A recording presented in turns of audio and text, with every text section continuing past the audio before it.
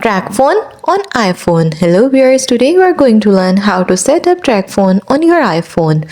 So let's get started. Number 1. Press and hold the power button until the screen lights up. Then swipe up to begin the setup. Select your preferred language, choose your country or region. Adjust display appearance option if needed, then tap continue. Then select setup without another device option. Now connect to a Wi-Fi network and enter the password if required. After that, you have to choose setup for myself. If setting up for a child, select the family option instead. Then follow instructions to set up a Face ID or choose setup later. Create a passcode. Do not transfer applications and data option. You can also skip this one. Enter your Apple ID by your email or phone number, then tap continue.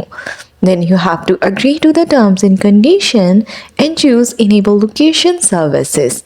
Then select setup later for wallet and any other optional features. When setup is finished, swipe up to start using your iPhone, and that's how you will be able to set up your Tracfone on iPhone.